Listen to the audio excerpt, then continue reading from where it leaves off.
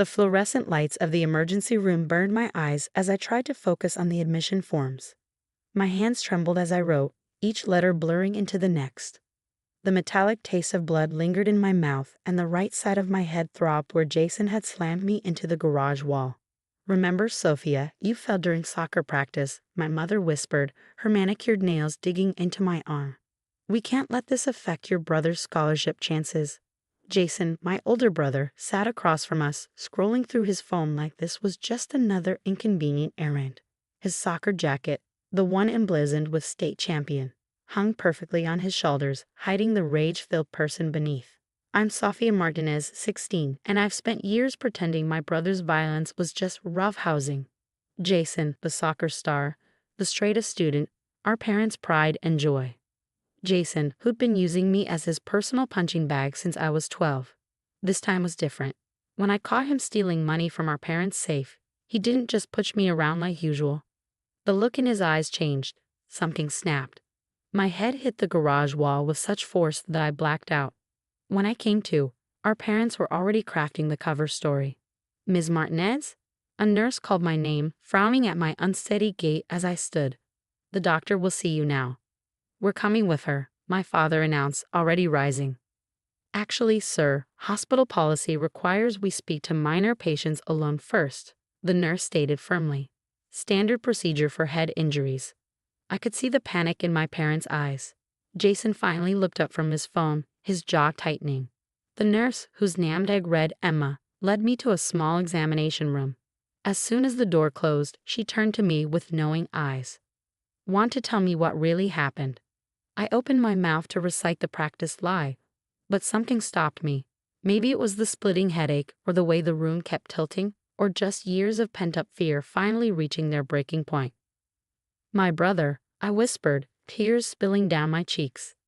"He did this. He's done it before." Emma's gentle hand stilled as she cleaned the cut on my temple. "How long?" "4 years." My voice cracked. "But nobody believes me. He's the perfect son." She nodded slowly, documenting everything in my chart. "We need to run some tests. A CT scan will show us what we're dealing with." The next hour passed in a blur of medical terms and worried faces. Dr. Patel, the neurologist, ordered immediate imaging after seeing my dilated pupils and noting my slurred speech. As they wheeled me toward radiology, I heard my parents arguing with the hospital staff. "This is ridiculous," my father's voice boomed. "She fell at soccer practice." "Mr. Martinez," Dr. Patel's calm voice cut through, "your daughter's symptoms indicate severe head trauma inconsistent with a simple fall." In the scanning room, the technician positioned my head carefully. "Try not to move," she instructed, her voice kind. "The machine will show us everything we need to know."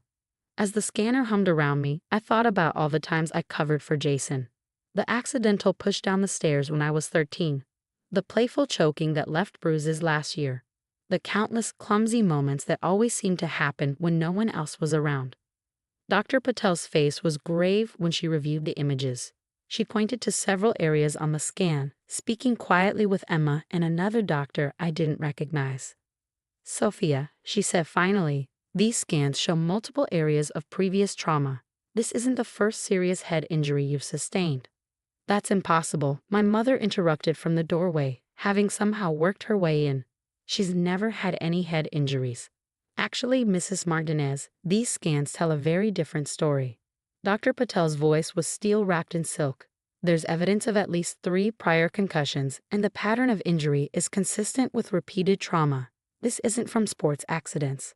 I could see the color drain from my mother's face as Dr. Patel continued, "I'm required by law to report suspected abuse. Officer Torres is already here to take a statement." Through the window, I saw Jason being escorted to a separate room by a police officer. For the first time in years, he looked scared. Emma squeezed my hand as a female police officer entered my room, notebook ready. "You're safe now," she whispered. "Your brain scan told us what you couldn't say. Let's make sure it never happens again." Looking at the images of my brain on the screen, I saw years of hidden trauma laid bare in black and white. No more lies. No more cover-ups. The truth was finally coming out, one scan at a time. The next few hours felt like watching a movie of someone else's life. Officer Torres, a compassionate woman with steady eyes, recorded every incident I could remember. Each memory spilled out like poison finally being drawn from a wound. Start with the first time, she encouraged, while a medical photographer documented the fresh bruises blooming on my head and neck. I was 12, my voice shook. Jason was angry because I scored higher than him on a math test.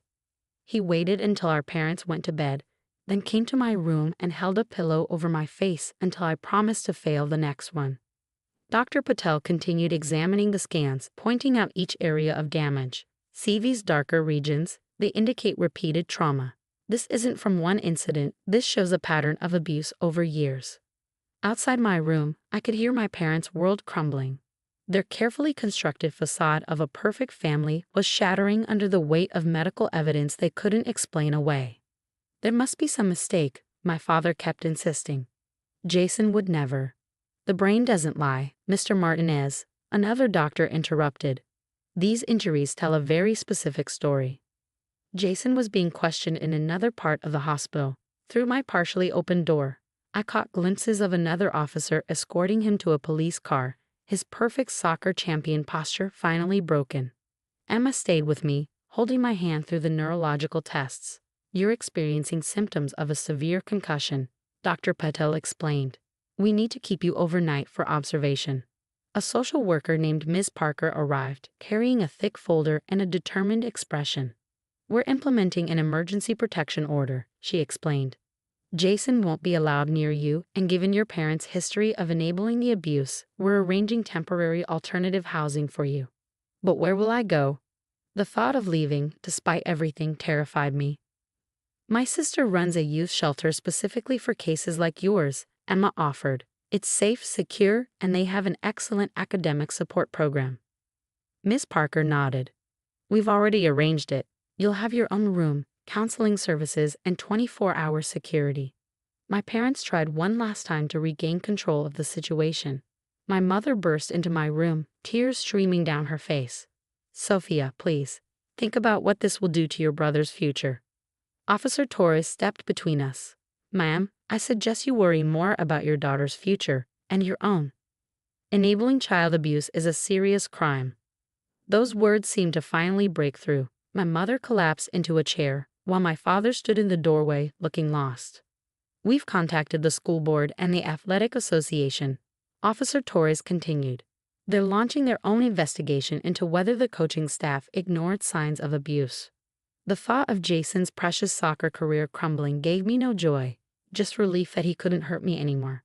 Dr. Patel returned with more scan results. We found evidence of a hairline fracture in your skull from today's attack, she said gravely. This could have killed you. The reality of how close I come to death hit me hard. Emma squeezed my hand tighter as tears rolled down my face. Your brother is being charged with aggravated assault, Officer Torres explained. Given the medical evidence and the severity of your injuries, he'll be tried as an adult. Miss Parker was already working on her laptop, finalizing details. The shelter has a specialized program for survivors of family violence. You'll have access to trauma-informed therapy, educational support, and legal advocacy. My phone kept buzzing with messages from Jason's friends, some threatening, others expressing shock. Emma gently took it away, promising to save any evidence of intimidation for the investigation. As night fell, my hospital room became quieter. My parents had been escorted out, both facing their own charges of child endangerment and failure to protect. Jason was in custody, his perfect future replaced by serious criminal charges.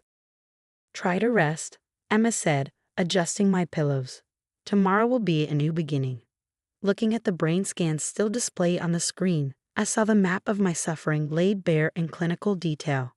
But I also saw something else. Evidence that could finally force everyone to acknowledge the truth I'd been screaming silently for years. Miss Parker patted my hand. You're not alone anymore, Sophia. Your brother's actions are finally being seen for what they are, and you'll never have to cover for him again. As the medication took effect and my eyes grew heavy, I thought about all the times I'd wished someone would see through our family's perfect facade. Now, thanks to modern medical technology and caring professionals, the truth hidden in my brain could finally set me free. The last thing I heard before drifting off was Officer Torres on the phone, ensuring my safety. Yes, we need a permanent protection order. The scan results alone are enough to prove years of systematic abuse. For the first time in 4 years, I fell asleep without fear of what my brother might do in the darkness. 6 months later, I stood in front of the mirror at Hope Heaven Youth Shelter, adjusting my court appearance outfit. The girl staring back at me was different from the scared teenager who'd arrived here with a concussion and broken spirit. My eyes were clearer now, my stance stronger. Today was Jason's sentencing hearing. The trial had been brutal but quick, with the medical evidence leaving no room for doubt. Dr. Patel's testimony about my brain scans had silenced even Jason's most expensive defense lawyers. The images of my injured brain projected on the courtroom's large screen had told a story no one could deny. "Ready?" Emma asked, poking her head into my room. She'd stayed involved in my case, becoming something of a big sister figure. She'd even helped me to apply to pre-med programs. I decided to become a neurologist, inspired by Dr. Patel's role in my rescue. The courthouse felt less intimidating this time. My parents sat on the opposite side of the room, looking aged beyond their years. The investigation had revealed they covered up Jason's violence toward others too. 3 former girlfriends had come forward with similar stories.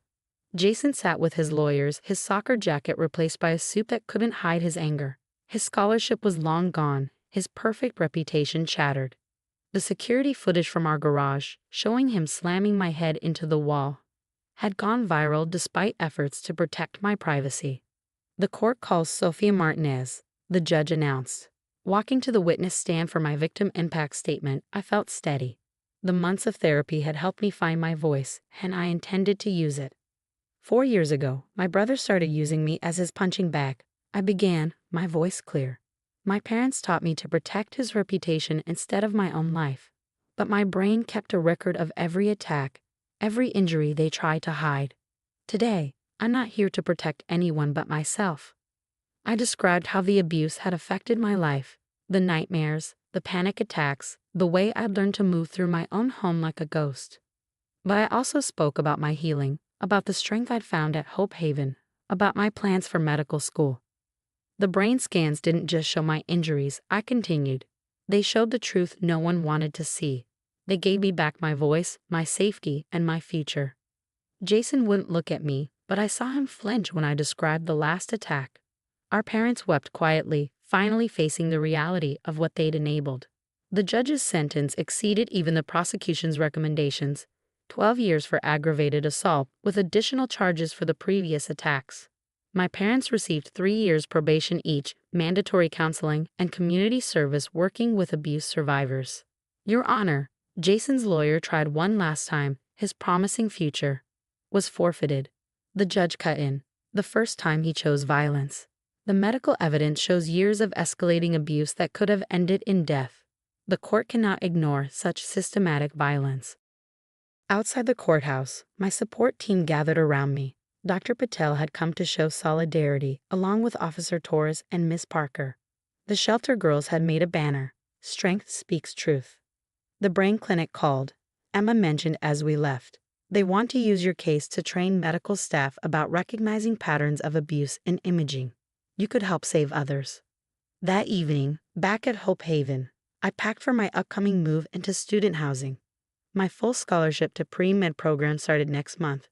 Turns out many organizations support abuse survivors pursuing medical careers. I kept copies of my brain scans, not as a reminder of trauma, but as proof of survival. They hung on my wall alongside my acceptance letter and the photo of my support team. My phone buzzed with a message from Dr. Patel. "Proud of you. Remember, healing leaves its own marks: strength, resilience, wisdom. See you at the clinic next week." I was starting an internship at her neurology practice, learning the science that had helped save my life. Someday, I'd be the doctor reading scans, seeing the stories hidden in shadows and light, helping others find their voice. One of the younger shelter girls knocked on my door. "Can you help me with math?" she asked shyly. "They say you're good at explaining things." Looking at her, I saw my past self, but also hope for the future. Of course, I smiled.